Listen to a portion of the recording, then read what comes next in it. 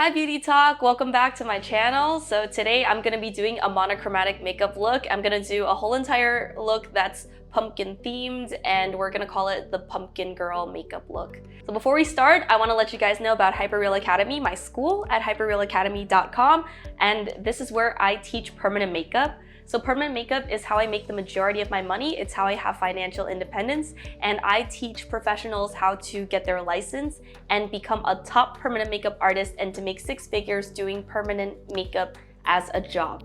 So if that's interesting to you, go on hyperrealacademy.com and shoot me an email and see if you can earn a scholarship with my school.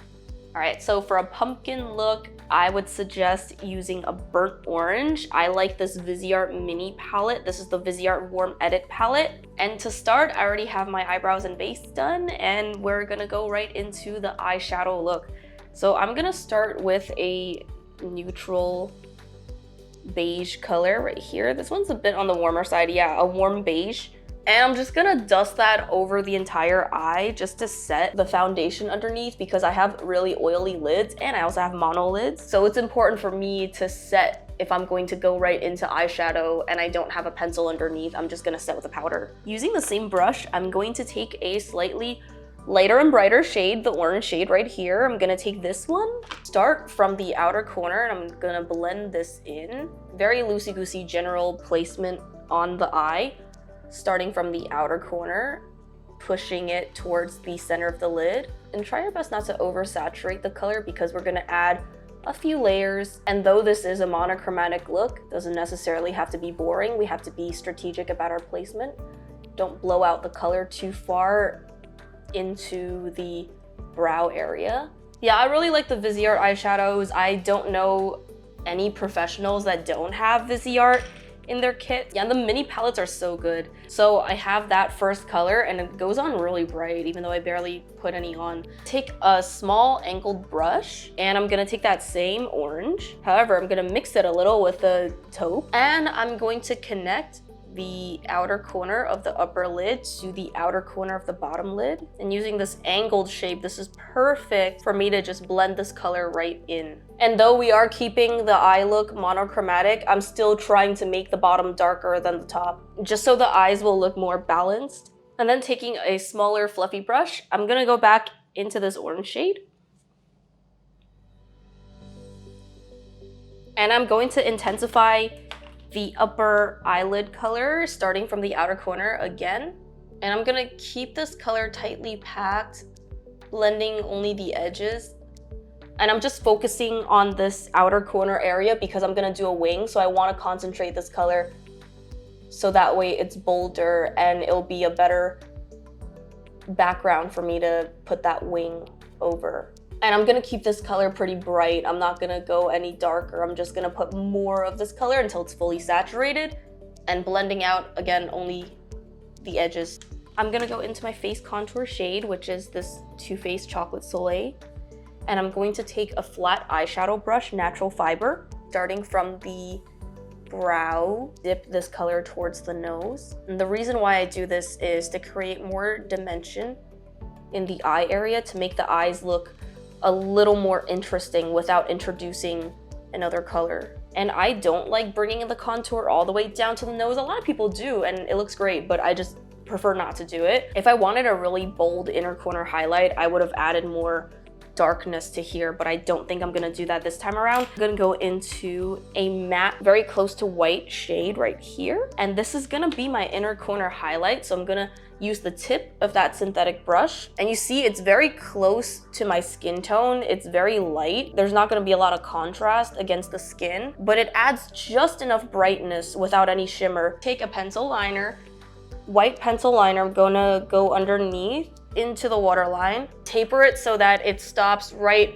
at 3/4 of the lower lash line. And next we will be doing our wing. So there's a couple of ways to do a winged liner using eyeshadow. I like just using a drop of Duraline. This is the classic tried and true method. I'm going to be mixing this red color, this deep red, with Duraline, and you can use it on a mid-sized angle brush. And then, oh, I'm already zoomed in, okay.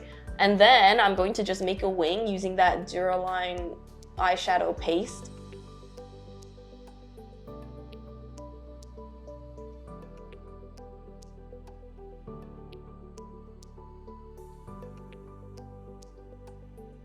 And then for the final touch, I'm gonna add another drop of Duraline.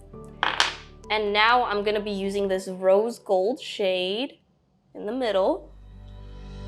I'm gonna use a liner brush to apply this pigment right over my crease so that you can actually see it.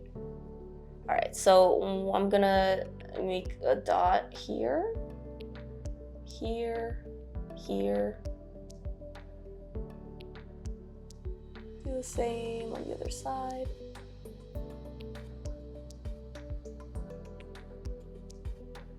That looks even to me.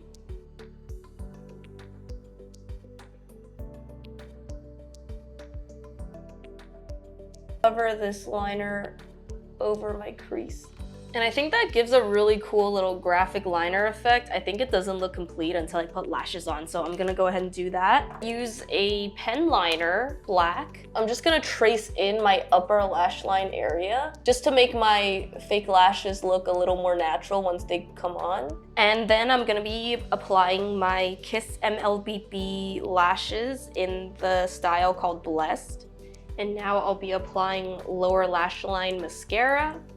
I'm gonna be using my Hourglass Unlocked mascara. Okay, so for my contour, I'm gonna be using the same Chocolate Soleil powder. And I'm just gonna do a light contour before blush placement. I always do my contour heavier for the camera, but truth be told, a good day-to-day contour shouldn't really show up on camera. And now, blush time. I will be using my Nude Sticks blush stick. So this is the blush stick in the shade Rusty Rouge. And I'm gonna stamp this 2 stamps per side. I think that's plenty. I've had this for forever. As soon as it came out, I bought one. If you want an alternative for nude sticks, try Rare Beauty. I think Rare Beauty has a lot of really similar shades, and the liquid formula honestly is kind of better in a lot of ways. But I do like my cream products too. So I will blend this out using a dense synthetic brush, and I like using a stippling motion. So it is a little rosier than what I expected, but it's really pretty. It's better than doing a full orange blush. I think this is a really good shade if you want a warm tone that doesn't pull too orange. And the shade pairs really well with orange tones. So I'm gonna leave it like this. I did a really big block of blush. I really like that sunburned look, honestly. I really dig it. I'm gonna put some over the bridge of my nose, why not? And finally, we're gonna do our lip color, which is the Rusty Rouge once more. And I will be blending it out with a dense synthetic brush, a round brush. And I'm gonna blow out the color pretty far so I can get that soft filtered effect. And guys, this is gonna be the look for today. Okay, so that's it for today's look. I really like the pumpkin aesthetic. I really like the key to making monochromatic looks interesting is to use a variety of textures and to just play around with your shapes and placements and get creative. You don't have to be basic to like everything pumpkin. You can do any shape you want. I think keeping the look monochromatic gives you freedom to do a lot of interesting looks, interesting shapes, and interesting styles. So I hope you guys try this one out at home. Thank you guys so much for joining me on Beauty Talk, and I will see you in the next one.